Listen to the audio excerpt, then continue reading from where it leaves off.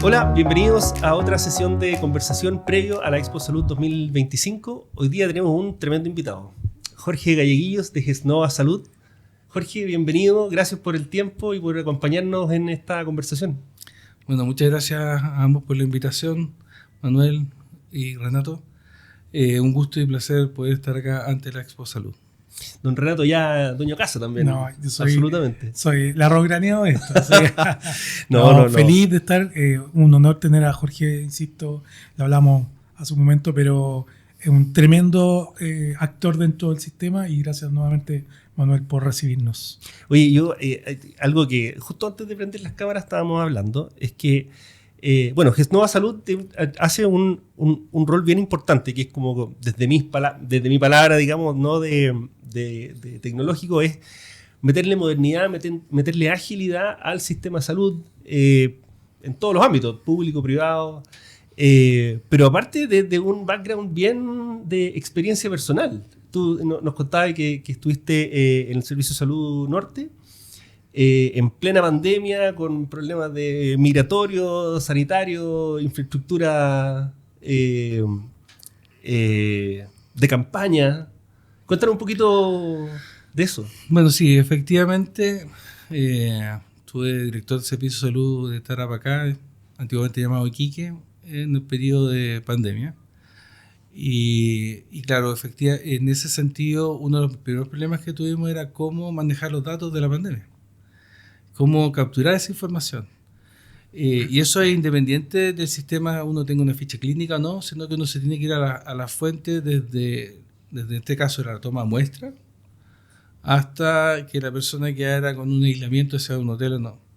Y en Iquique creamos un software que en su época el ministro Mañalich bautizó como Esmeralda, por eso en Iquique, y nos ayudamos a 8 servicios de salud y a varias regiones en Chile con ese software.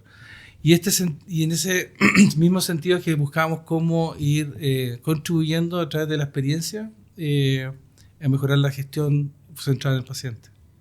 Oye, y es bien interesante porque otra cosa que también te voy a preguntar es cómo esta experiencia personal se conecta también con el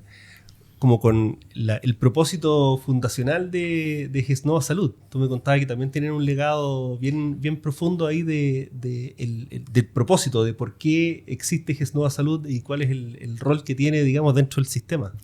Sí, tanto es así que fundó esta empresa don Víctor Hugo Pucci, un hombre que nació en la zona austral de Chile, Colchane, hacia el interior.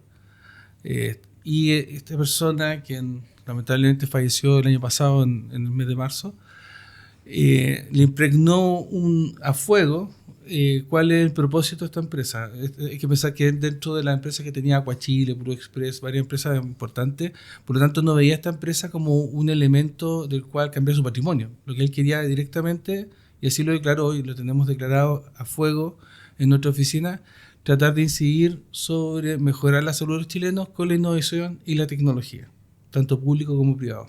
Y esos son todos los que compartimos, los que hemos entrado y tenemos el privilegio de formar parte de esta organización. Oye, es interesante cuando se junta, por un lado, la tecnología o herramientas más contemporáneas, más modernas, con la humanización, el propósito, el ímpetu de generar un impacto en este caso en personas que tienen salud deteriorada o que requieren ciertos servicios de salud a lo largo de todo Chile. Es algo también que conversábamos justamente con otro de los partners, con Amazon Web Services, que ellos son 100% de herramientas tecnológicas, pero le dan un giro que tiene que ver con humanizar los servicios. Sí, yo creo que, ahí conociendo a Jorge ya hace unos años, también su calidad humana, creo que en el caso de Gesnova pasa que asume la gerencia general y creo que eso se impregna también, porque hay dos factores. Uno es lo que puedas tener a fuego que su fundador mande, pero después hay que ejecutar eso y hay que generar liderazgo para que los equipos de alguna manera se alineen, ¿sí? Porque es natural, todas las personas tienen sus propios intereses. Pero cuando empresas como Gesnova, que creo que viene haciendo un trabajo bien interesante, bastante interesante, yo cuando conocí a Jorge hace ya unos años, te contaba off the record que nos juntábamos en Concon en una Shell a tomar un café. Me contaba un poco también qué es lo que los mueve, y esa humanización, como dices tú, tiene que ver con esta también mirada que el mismo Jorge, y yo se lo he hecho siempre presente, que es de su capacidad de decir cómo esto lo hacemos para las personas, ¿sí? Tanto para personas como para cómo diseñamos software para quien ocupa, ¿cierto?, el software, es decir, el colaborador, sea un administrativo, un clínico, y cómo esto después impacta directamente, como hablábamos también en otros capítulos, en el número hacia el paciente. Creo que eso es clave, y tener esas visiones, uno que es una startup, quizás que nace un poquito más desde una idea, son cuestiones que también son más inspiradoras también, ¿sí? Porque al final es como cómo separamos esta visión de la monetización del negocio versus el objetivo intrínseco del mismo. No sé si me explico. Sí. Es decir, ¿qué te mueve para ser una empresa de 150 años y no una empresa de 5 años hacerla pasar y vender? ¿Me explico? Entonces, eso creo que ahí, Jorge, y lo hago públicamente, siempre se lo he dicho, aparte de tener mucho cariño y respeto por todo lo que sabe, creo que eso es algo que Gesnova ha hecho muy interesante y se ha ganado su espacio además. Entonces, eso es muy relevante a la hora de diseñar tecnología. Es algo que a lo mejor también nadie te lo enseña en la universidad ni en ningún lado. ¿Sí? Son cuestiones que al final tú te das cuenta en el andar. ¿Sí? Sí, yo creo que también lo que mencionabas tú, Jorge, de mezclar esta experiencia personal, el propósito de la empresa con el diseño de los servicios que ustedes brindan, sin duda que es un adicional desde el punto de vista de valor, de entender de qué se habla, tú decías, no solo es conocimiento de la gestión y sobre un papel hacer una arquitectura de un servicio, sino hacer la arquitectura entendiendo cuál es la realidad desde la cual se parte. Y eso, sin duda, que tiene un valor. Oye, entrando en el mundo de los servicios que brinda Gesnova Salud, cuéntanos un poquito cuáles son como la diversidad de servicios que prestan. Bueno, la verdad que la diversidad es bastante amplia, pero nuestro eslogan yo creo que lo ejemplifica. Nosotros, Gesnova Salud, gestión de la nueva salud, conectando soluciones. Por lo tanto, somos agnósticos. ¿Agnósticos en qué sentido? En que podemos implementar con una ficha clínica de clase mundial, que puede, importa el país donde sea de origen, hasta soluciones locales. No tenemos clientes grandes y clientes chicos. Tenemos en este minuto, por ejemplo, somos partner en Red Salud y estamos implementando las 9 clínicas con los 32 centros. Nos acabamos de ganar Bupa con el caso Integra Médica para ahí implementar el nexo entre un GIS español con un RP alemán, y nosotros estamos en la línea intermedia, que es la caja, y chilenizarlo. Pero particularmente los proyectos que más nos tienen motivados actualmente son aquellos que van en el ámbito público. Estamos implementando varios hospitales en Chile, en la región del Maule, en el norte, pero también estamos participando en aquellos proyectos que son los desafíos y los dolores. Acabamos de adjudicarnos el juego de innovación con el Instituto del Cáncer, donde vamos a tratar de mejorar la quimioterapia, y ahora particularmente estamos trabajando con Servicios de Salud Viña del Mar en 3 hospitales, Gustavo Frique, el biprovincial, y el futuro Marga Marga, que es el Quilpué, para mejorar el tema de la lista de espera, pero centrado en el paciente. O sea, yo creo que eso es súper importante porque trabajamos tanto en el cliente interno como el cliente externo, que el cliente interno también lo sufre. O sea, desde los procesos, sus dolores, no tener información, etcétera. Entonces trabajamos directamente en esos procesos, preocupándonos de tomar desde inicio hasta fin y que la persona pueda resolver finalmente su problema en temas de oportunidad. Yo insisto, es bien interesante el approach, porque no es como que van a vender un producto o un servicio que lo tenéis paquetizado, sino que parte desde cuál es la necesidad y desde ahí el diseño, claro. Sí, exactamente.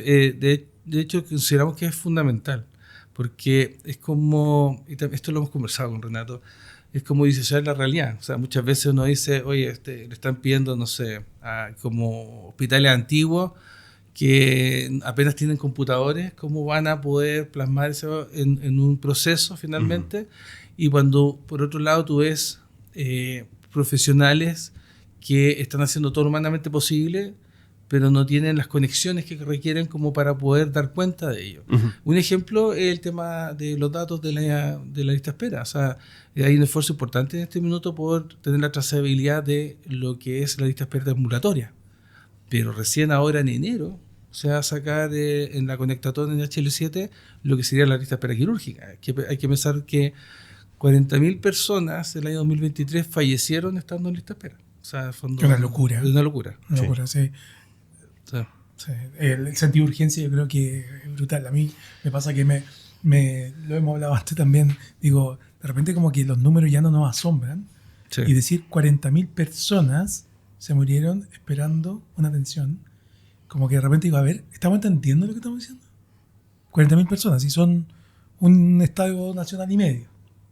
¿Sí? Entonces, creo que hay que entender el nivel de gravedad en eso, y ahí, como dice Jorge, es todo ponernos a disposición de eso, y yo creo que ahí hay un desafío de toda la industria al final, ¿cachai?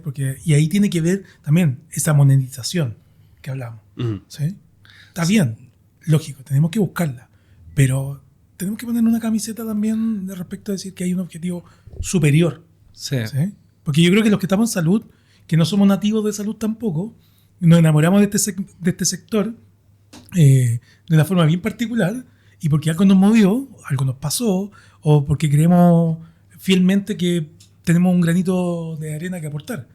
Ahora, esa playa no la va a formar uno solo, son cientos de miles de millones de granitos de arena que tenemos que aportar todos, más allá, insisto, de ese objetivo próximo, que es hacer sostenible y sustentable la empresa. Creo que ahí hay una delgada línea a veces que se confunde o como que se pierde, ¿sí? Y yo creo que ahí empresas, no, hay otras también han hecho una súper buena pega de decir, a ver, hagamos las cosas también para generar un impacto medible, ¿sí? Porque también, y ahí lo hemos hablado con Jorge, los niveles de mala contratación de tecnología en el sector hay casos de libro, así que... Sí, cuestiones que... Y sorry, uno a veces un poco odioso en decir esto, pero es verdad.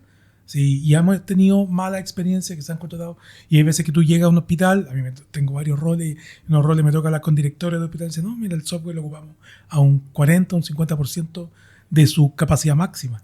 O no da cuenta. De la necesidad real. Exacto, tal cual. Mira, uno de los paradigmas, por ejemplo, de la lista, cuando hay muchos que hablan de, yo tengo un gestor de pabellón, por ejemplo, es como el mundo privado, pero es completamente distinto el mundo privado al mundo público.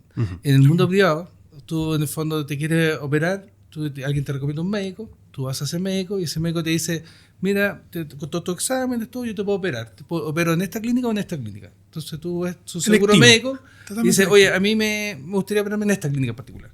Y ahí viene el proceso de agendamiento. Acá tú tienes una lista de espera de personas y tú no sabes quién te va a operar. Por lo tanto, lo que tú tienes que gestionar es, con esa demanda, o sea, con esa necesidad de ser operado, cómo gestiono mejor la oferta. Y ahí es donde los sistemas no rescatan esa información. Normalmente los pabellones se dice, ya, esta semana nosotros vamos a entregar los días martes a traumatología, los días miércoles a urología. Pero ¿realmente estamos buscando cómo optimizar el proceso en relación a la demanda? No hay un cruce. Claro. Y el 70% del gasto público es en remuneraciones. Entonces, ahí es donde uno se dice, volvamos a las bases y cómo hacemos con los profesionales que tenemos la mejor gestión que podamos entregar. Que va más allá de tener un pabellón de última generación, de equipo de última generación, sino el mayor gasto está en eso, y ha aumentado un 80% el gasto público en los últimos 10 años y ha bajado su productividad en 4%. Esos son datos duros que se han demostrado. La semana pasada lo publicó la UNAV, y uno dice, ¿cómo aumentó 80% del gasto público y bajó un 4%? O sea, estamos peor que antes. Entonces, ahí necesitamos herramientas que puedan tomar los procesos, sistematizarlos, independiente del software que tú tengas, y contribuir a los profesionales, a los directivos, a quienes toman la decisión, pero finalmente al paciente. Fíjate que mencionaste indirectamente una cuestión que yo creo que es bien crítica, sobre todo, por un lado, ahora por toda la carrera presidencial, donde salud ha sido uno de los temas importantes en las propuestas, pero también recientemente la ley de presupuesto 2026 que se rechazó, de la partida de salud, ninguna de las iniciativas de las líneas presupuestarias pasó. Digamos, fue aprobada. Lo que quiere decir que hay que reformularlo. Y justamente lo que tú estás diciendo es cuánto más se puede hacer con exactamente los mismos recursos. Mira, yo te voy a hablar en primera persona. O sea, yo siempre recuerdo a mi abuelo. Decía que uno es esclavo de sus palabras y dueño de su silencio. Nosotros, cuando me tocó participar en Tarapacá, director de servicio de Iquique, nosotros llegamos a tener el primer lugar a nivel nacional en productividad de pabellones. Y no teníamos ficha clínica. Y de un hospital viejo. O sea, llegamos a tener más de 5, porque lo que nos estaban pidiendo es que a lo menos llegáramos a 5. Nosotros bordeamos el 5 cirugías, que está por debajo de la OCDE. Pero logramos ese equilibrio. ¿Y cómo lo hicimos? Tomando cada una de las partes y viendo cómo contribuir. Y acá no es un tema solamente de recursos, porque, por ejemplo, nosotros conseguimos fondos a través del gobierno regional que representaba el 4% de mi presupuesto. O sea, no es que cambiara el presupuesto del servicio de salud, pero sí podíamos contribuir a la gestión y particularmente a los intereses, alineando los intereses para centrar en el paciente. Y eso va más allá de la tecnología. Entonces, eso es lo que tenemos que sistematizar. Yo creo que en el fondo se ha dicho bastante, tenemos que contribuir a mejorar la gestión, cosa que eso finalmente se transforme en una oportunidad de atención. Perfecto. Es que voy a sacar un ejemplo, nada que ver, de otra industria, pero para mí es muy representativo respecto de cosas que, como decís tú, las 40.000 personas o 45.000 personas en listas de espera que fallecen anualmente, son como cifras que transforman una cuestión importante en algo realmente urgente. Y que tiene que ver con esto que mencionabas tú también de la interoperabilidad entre los servicios de salud dentro del mundo público, pero también dentro de las distintas instituciones que a mí me conviene por mi plan de salud en el mundo privado. Y es que, por ejemplo, en el mundo de telecomunicaciones, tú como usuario, en este caso desde los zapatos del paciente, tú eres dueño de tu número y tú ves en qué compañía te lleváis tu número, ¿cierto? Contratas distintos planes, distintos servicios dependiendo de tus requerimientos. En el ámbito salud, tú no eres dueño de tus datos. O sea, si tú hoy día te cambias de un hospital a otro... Solo en teoría. Claro, en teoría, pero la verdad es que tú pierdes tus datos. Sí. De salud. O sea... Mira, entonces son como ese tipo de contrastes que yo digo, hay situaciones que no soportan una explicación. No, mira, yo creo que tú tocaste un punto bien relevante. Se han generado los cimientos de este momento a través de las nuevas leyes, que en el fondo está el tema de la interoperabilidad, el tema de la ficha clínica, que después vamos encaminados hacia... Pero el caso que muy interesante que tú dijiste, el caso, por ejemplo, en el área de telecomunicaciones, tenemos modelos, por ejemplo, como el modelo español. En el modelo español, la persona está per capita en un hospital, pero si esa persona no tiene la oportunidad, se va a atender al otro hospital, ese per capita se mueve al hospital de al lado. Claro. Entonces lo que está buscando es que a través de un incentivo económico, hacer que efectivamente ese hospital diga, mira, te voy a hacer mejor las cosas, me están yendo los pacientes. Porque llega un punto, cuando uno en economía, un punto de equilibrio. Entonces, si no logra solventar sus costos fijos, fracasa. Entonces, hay un interés de alguna forma tratando de alinearlo para que efectivamente haya una mejor atención. Y cuando uno lo mira también desde el punto de vista de la trazabilidad, tenemos el modelo inglés, que es más interesante. El modelo inglés tiene una persona que está a cargo, como nosotros autodenominamos, conversábamos delante, que uno no debería hablar de la atención primaria, atención secundaria, porque debería ser todo finalmente un solo sistema. Entonces, allá tiene un médico de cabecera, pero ese médico de cabecera es el que te gestiona por ti. Por lo tanto, él es el que te deriva, pero él se preocupa, no se desvincula del proceso cuando te derivó de este médico familia hasta que finalmente se resuelve. Muy lejos de un modelo libre elección como tenemos acá, que destroza presupuestariamente el sistema.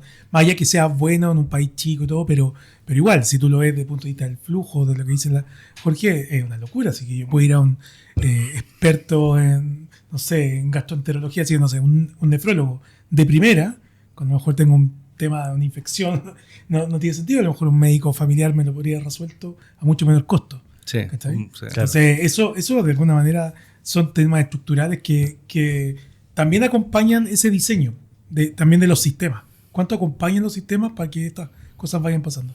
Yo quería hacer un punto respecto a lo que decía Jorge antes, de cómo, y lo que tú decías, de cómo se traspasa el conocimiento al diseño del software, y de alguna manera, a su vez, requiere de personas que estén en un estado emocional y mental. De hecho, hay una definición de salud digital que habla de eso, para poder entender el propósito del software. No sé si me explico. Porque la salud digital se dice que es un estado mental. Hay una definición, no me acuerdo si la de Simbach, no me acuerdo, pero dice que es un estado mental. Es decir, que tú tienes que entender cuál es el propósito de sumar tecnología y no es digitalizar. ¿Sí? Si hay que un objetivo superior detrás. Entonces, un poco, volviendo un poco a lo que decía Jorge atrás, es decir, cómo tú entiendes que esto tiene un impacto presupuestario, que tiene un impacto en la persona, que tiene un impacto en los tiempos de atención, ¿me entiendes? Entonces, eso, de alguna manera, quien utiliza los software, yo te puedo asegurar que él dice, yo tengo que llenar una ficha. ¿Sí? No, yo tengo que mandar un reporte. No, pero no tiene en su concepción la oportunidad o qué está generando en la cadena, su acción o su interacción con la tecnología. ¿Sí? Claro, y eso está pensando en la transacción específica y no en el impacto de la Y eso es un plazo. temón que yo sé, me ha tocado trabajar algunas cosas con Jorge, sí trabajamos mucho. Y eso, insisto, viene desde una mirada de cómo diseño tecnología. ¿Sí? Que es algo que yo siempre hago el punto. ¿Sí? La tecnología por sí sola no sirve para nada. Acá Jorge decir, en un hospital que no tenía ficha clínica, generaron mayor productividad. ¿Sí? Lo que te demuestra a su vez que no es un tema ni de tecnología ni de plata muchas veces. Claro. No. ¿Sí? Es poco político decir esto a veces, no es muy bien visto. La gente a veces te puede tirar tomates por esto, pero decir, no es un tema de plata.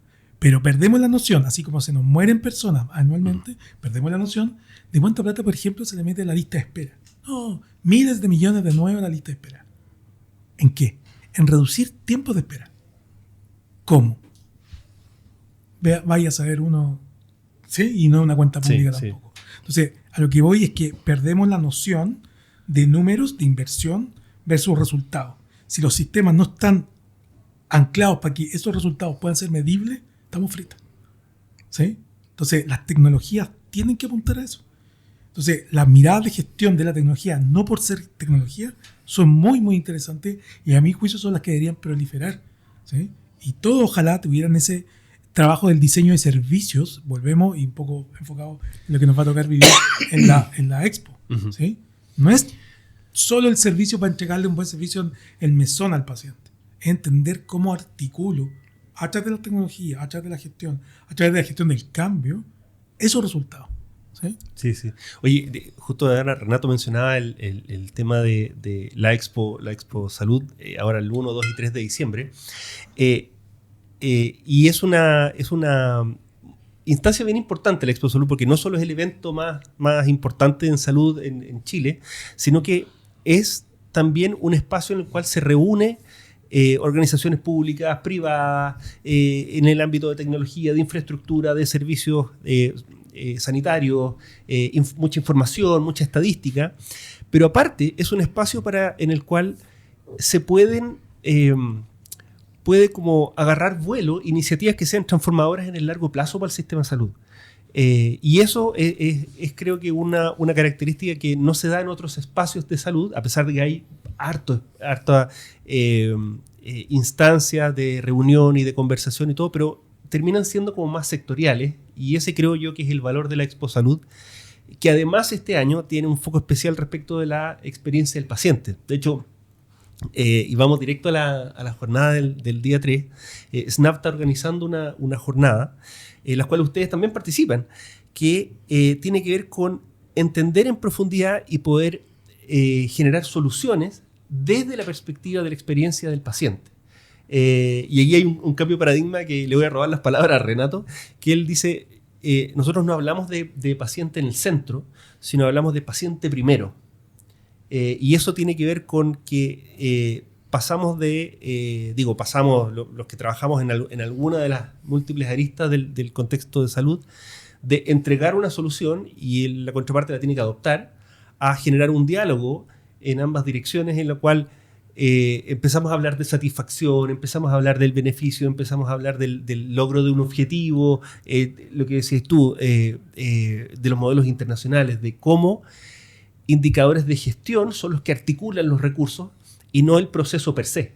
De sí, estamos cumpliendo el proceso. Sí, pero mira la tentativa que tenís. Sí. Entonces, en ese contexto de la Expo Salud, ¿cómo va a ser la intervención que van a hacer ustedes también dentro de esta jornada de experiencia paciente? Bueno, nosotros lo vamos a abordar siempre desde el punto de vista de, a través de la mejora de los procesos, poder mejorar la oportunidad que es colocar al paciente primero. Y en ese sentido, creemos que es fundamental cambiar los paradigmas. Por ejemplo, si nosotros miramos cómo está distribuido el caso de la lista de espera, que es algo que está en boga, que se ha nombrado mucho en la prensa, las personas están adscritas, por ejemplo, a un hospital. Entonces nosotros tenemos la lista de espera desde la perspectiva, por ejemplo, el hospital de Quilpué. Después tenemos la lista de espera que está en el hospital de Gustavo Frique y en el biprovincial. Ahora digo, hagamos un zoom. El director de servicio es responsable territorialmente de esta zona, pero no tiene los mínimos elementos para hacer la gobernanza. Entonces, y cuando hablamos de la gobernanza, y aquí va a salir lo ingeniero, los factores productivos. La persona, el anestesista, la arsenalera, la caja quirúrgica, el equipo médico y los fármacos.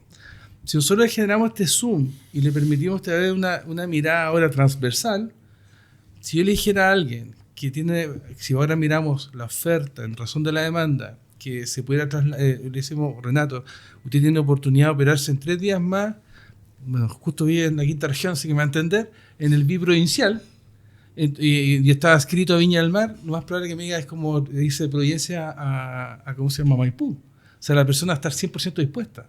Entonces, estamos abocados a dar esa visibilidad y ayudar en la coordinación. Pero para eso tenemos que trabajar sobre los datos, sobre la fuente de datos, que ya no sea un SharePoint, que no sea un Excel, y poder datos generar de calidad, además. Claro, y datos con la trazabilidad y la transparencia. O sea, en ese sentido, y por eso es que trabajamos mucho en los procesos.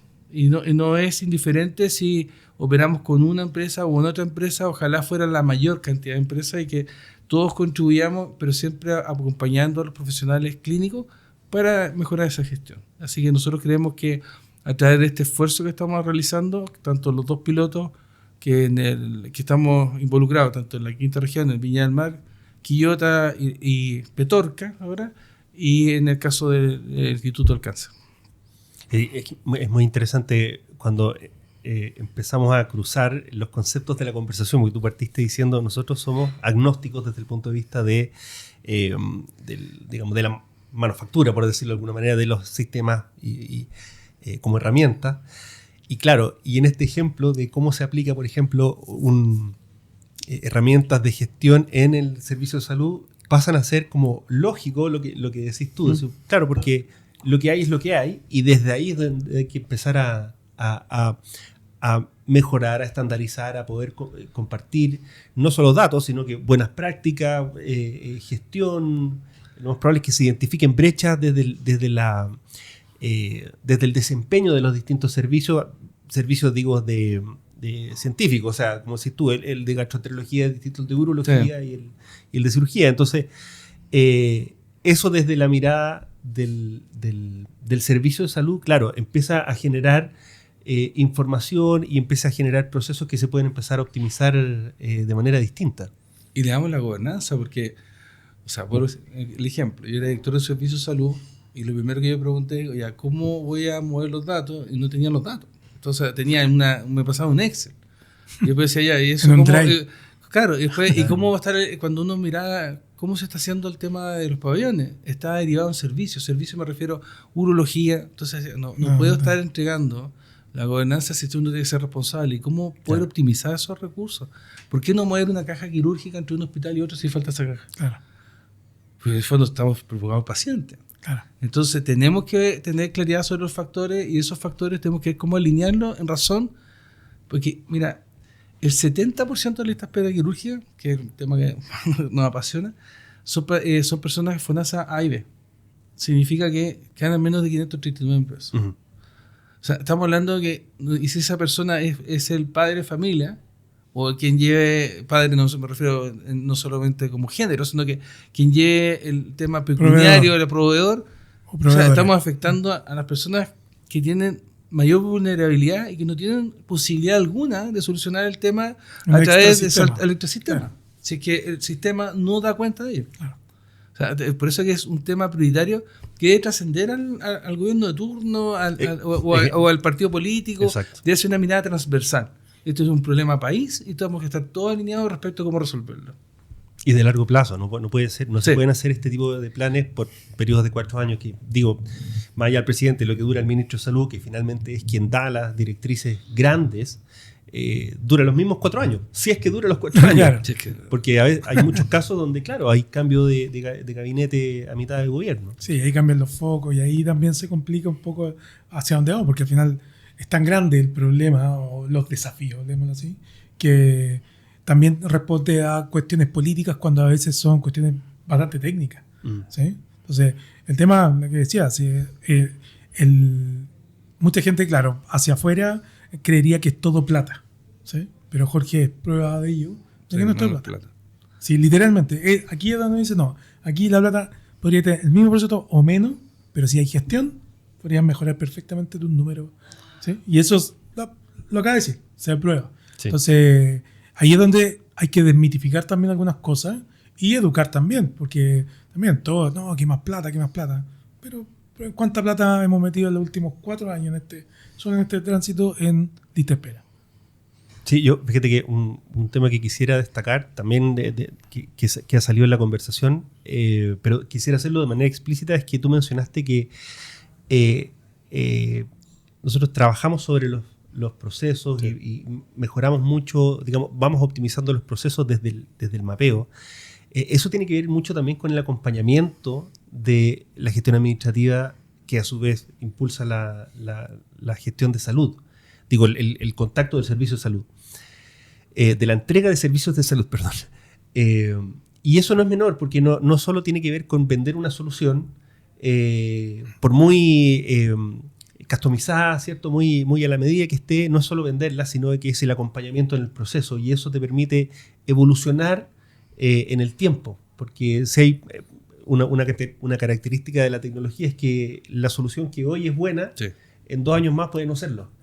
Y por lo tanto, esa mirada evolutiva y de constante búsqueda, como decís tú, algo que nos apasiona son las listas de espera. Lo más probable es que cuando uno entra a ese 70% que dijiste tú, que son formas A y B, Sí. la realidad y las necesidades, el orden de las necesidades es distinto al 30% restante. Y por lo tanto haya que abordarlo de manera diferente. Incluso territorialmente. Por supuesto. Incluso se retiramos. Así, supuesto. ahí hay una prueba. O sea, la realidad del norte del país por eso es digo. bien distinta a la del sur. Eso. Entonces, Pero por eso volvemos al tema de la tecnología. ¿Cuánto la tecnología reconoce esa variabilidad del sujeto que es el norte de lo que hacemos? ¿Sí? Como se dice, el sujeto de derecho, decimos en derecho lo que nos hemos formado en esa área. sí, ¿Sí? ¿viste?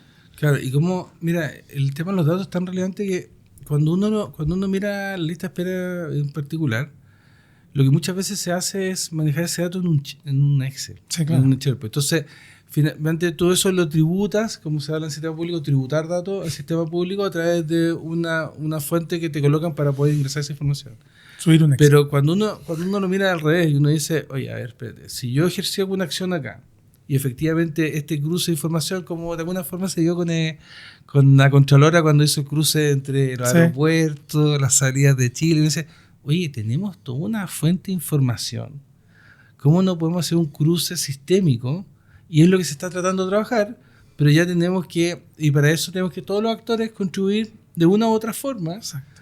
pero ya en un sentido de dar una solución tangible y que tiene que ir más allá de una empresa en particular, que lo conversamos también con Renato, porque en el fondo aquí deberíamos estar todos unidos en son del problema y en el fondo no elaboramos la solución, sino que el problema y cómo contribuimos todos a ver esa solución. Sí. El espacio es grande para todo. Al final Sí. es tanta la oportunidad. Hablando del negocio, porque está bien y es racional pensar en la sostenibilidad del negocio. ¿Sí? Nadie dice que aquí hay que ser caridad, pero es tan grande el desafío que el espacio es para todos y ojalá los que más puedan contribuyan o contribuyamos. Entonces, sí, pasa por eso. Que como hay una ahí delgada línea, como decíamos, entre el negocio también y el qué hacer y el por qué hacerlo. Ujú. ¿Sí? Oye, yo solo quisiera ir cerrando, extendiendo la invitación para la Expo Salud, los 3 días que tienen toda una agenda de congreso bien importante. Esperemos que de hecho inaugure la instancia la misma ministra de Salud. Pero aparte es una instancia rica para poder generar estas conversaciones, pero multiplicarlas. Para que se encuentren justamente actores del mundo público, del mundo privado, que se encuentren por sobre todo las necesidades de los pacientes, que son siempre los que reciben el último coletazo de una cadena de suministro que se articula para esto.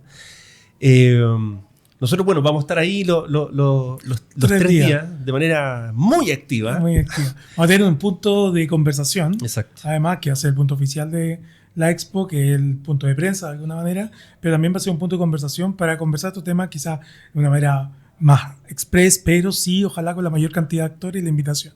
La invitación a todos es que participen, que pasen a vernos, que conversen contigo. El anfitrión va a ser Manuel, así que va a estar ahí activamente. Y bueno, y el día 3 vamos a tener particularmente esta jornada, que es una jornada de diseño de experiencia de servicio, pensado también en las personas que realizan el servicio, es decir, los prestadores o la gente que entrega salud, decimos, que va desde ¿cómo se llama? El guardia del estacionamiento hasta la persona del mesón o hasta el mismo médico o el director del servicio de salud en específico. Es decir, todos de alguna manera los que participan en la entrega de salud son responsables también de esa experiencia, y la idea es que esa jornada podamos sacar algo en concreto y entregar un manifiesto que busque hacer una guía. Es un documento que esperamos le sirva a alguien para decir, mira, esto necesito para empezar a diseñar mi servicio. Eso es un poco el foco de la jornada del día 3, ¿sí? Que son invitados específicos y partners. Bueno, ahí está, obviamente, Jorge va a presentar su keynote y también va a ser partícipe de la jornada.